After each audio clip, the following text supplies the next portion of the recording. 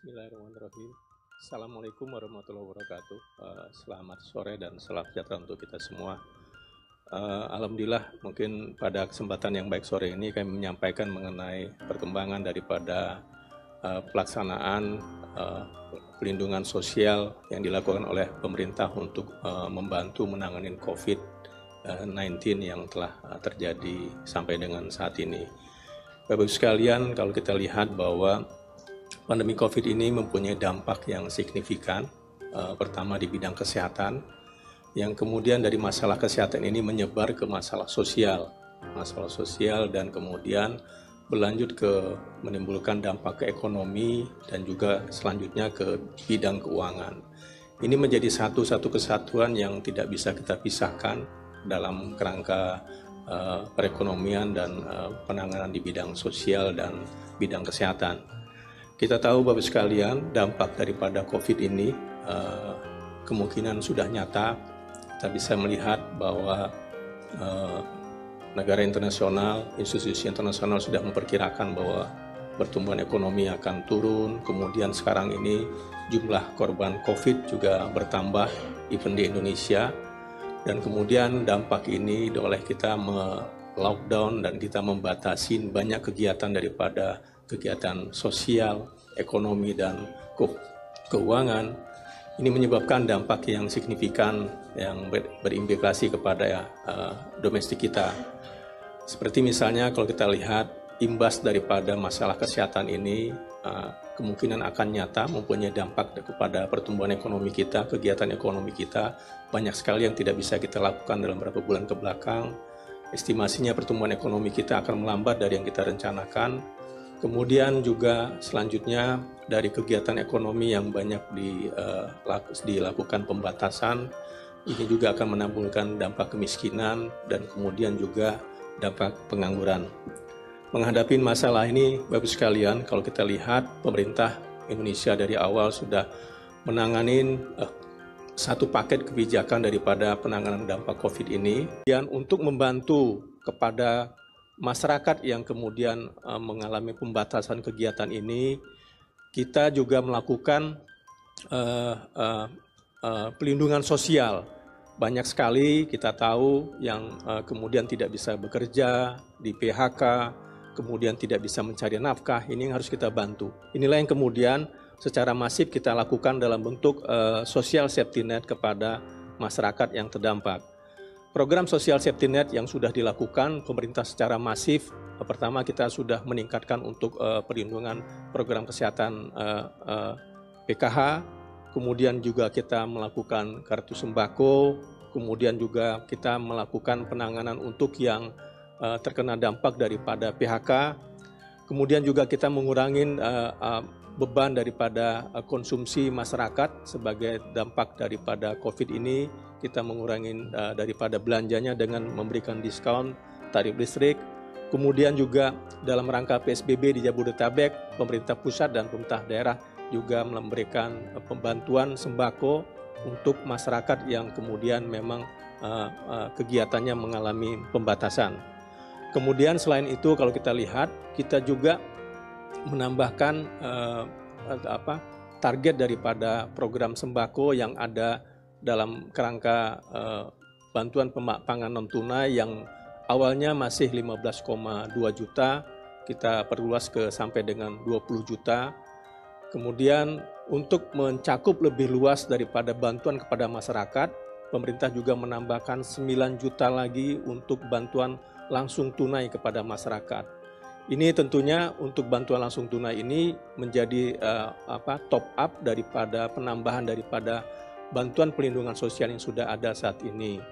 Ini kemudian Bapak sekalian juga untuk melengkapi ini sebagian dana desa juga dialihkan untuk memberikan pelindungan sosial kepada masyarakat desa yang kemudian tidak bisa mendapatkan manfaat daripada program pelindungan sosial. Yang menjadi tantangan kita selama ini adalah dengan banyaknya program pelindungan sosial ini, kalau kita ketahuin memang masih ada sedikit kelemahan, misalnya targetnya masih ada yang kurang tepat sasaran, kemudian duplikasi.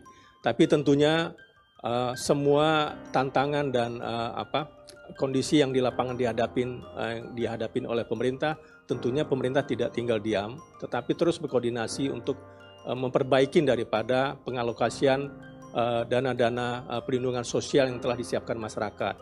Pemerintah berpendapat bahwa lebih baik kita mengarahkan untuk sampai terjadi duplikasi dibandingkan dengan jangan sampai masyarakat yang harusnya mendapatkan tidak mendapatkan itu.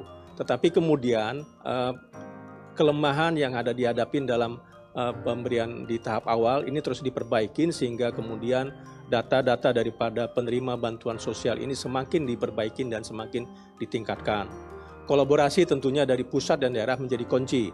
Ini terusnya dilakukan oleh pemerintah pusat dan daerah untuk memperbaiki ini.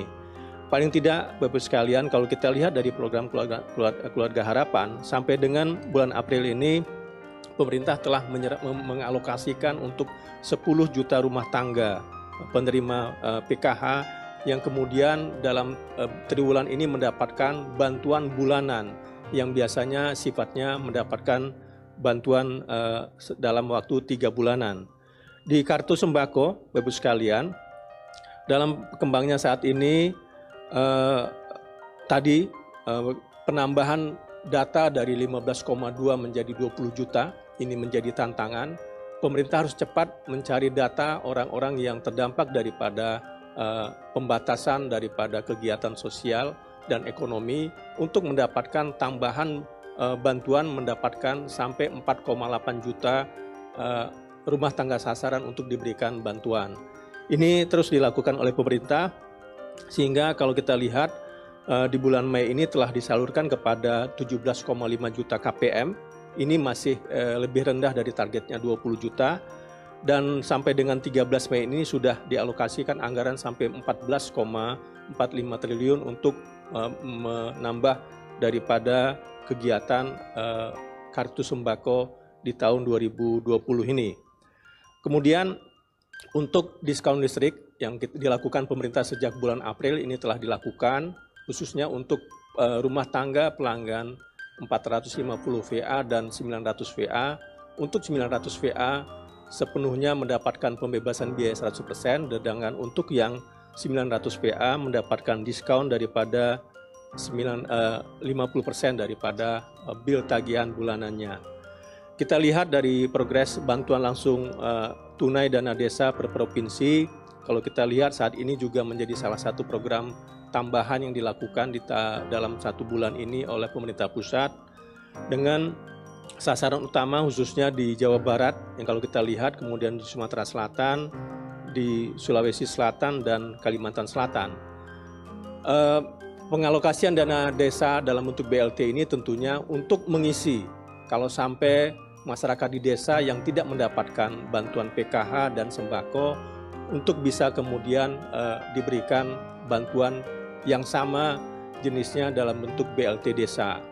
Dan kemudian bagusnya untuk BLT desa, even pemerintah desa, pemerintah kabupaten kota dan pemerintah pusat juga dapat menambah jumlah target dari yang tadi on top dari yang mendapatkan sembako dan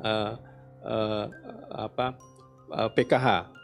Ini Bapak sekalian sudah kita laksanakan sampai dengan saat ini, dan sampai dengan saat ini kalau kita lihat pemerintah sudah mengalokasikan untuk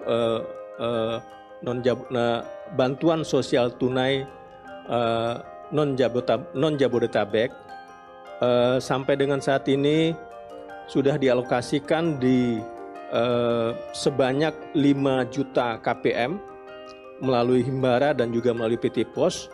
Kemudian yang sudah data yang valid yang sudah diterima oleh pemerintah untuk disalurkan untuk mendapatkan bantuan tunai sembako dalam bentuk mencapai 7,96 juta KPM. Di sini pun Bapak sekalian kita juga mengakuin masih banyak dihadapin tantangan untuk bisa mengalokasikan tambahan 9 juta bantuan sosial tunai kepada masyarakat. Ini kemudian tentunya akan kita sinergikan dengan program yang sudah ada on top dari yang diberikan kepada masyarakat saat ini. Kalau kita lihat Manfaat daripada pemberian sembako ini, satu, tadi kita konsisten dengan membatasin daripada kegiatan masyarakat supaya tidak keluar dari rumah, kemudian juga terpaksa kita membatasin kegiatan dunia usaha, maka kompensasi ini adalah dalam bentuk bantuan yang diberikan bulanan untuk mengurangi dan juga memberikan daya beli kepada masyarakat untuk bisa memenuhi kebutuhan pokoknya. Ini menjadi tujuan kita. Yang kedua tentunya tadi yang kami sampaikan tadi, ini kalau dampak daripada COVID ini juga menyebabkan kepada peningkatan dari kemiskinan dan pengangguran, maka bantuan sosial ini juga membantu untuk mengurangi daripada kenaikan daripada kemiskinan dan pengangguran yang ada saat ini. Tentunya Bapak sekalian, ini menjadi tugas daripada pemerintah untuk bisa mengefektifkan dan mengalokasikan ini dengan baik, dengan tepat sasaran, dan betul-betul bisa konsisten satu paket dengan penanganan di bidang kesehatan. Sebab kunci daripada bantuan sosial ini adalah sejalan kita untuk mencegah penularan daripada COVID-19 yang tentunya dalam bentuk social distance dan physical distance. Kemudian juga kita membatasi untuk kegiatan mudik dan juga kegiatan daripada kegiatan sosial lainnya. Ini yang mungkin dapat kami sampaikan. Kemudian on top dari situ, pemerintah juga semakin memperbaiki skema daripada kartu prakerja. Banyak yang kena PHK, maka skema daripada kartu prakerja ini juga ditekankan untuk membantu masyarakat yang kena PHK, minimal bisa mendapatkan bantuan sampai dengan 3 bulan, sampai 4 bulan untuk bantuan bulanannya. Dan tentunya ini menjadi salah satu paket kebijakan yang kalau kita lihat juga menjadi pelindungan sosial safety net kepada dunia usaha, kepada masyarakat. Nah, on top dari sini Bapak sekalian, kami menambahkan bahwa pemerintah juga sekarang lagi menyiapkan untuk bisa penanganan di dampak kepada dunia usaha.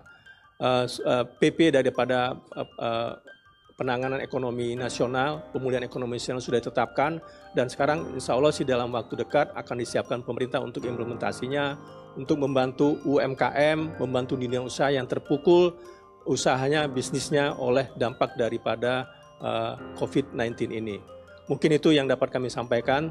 Terima kasih. Wassalamualaikum warahmatullahi wabarakatuh.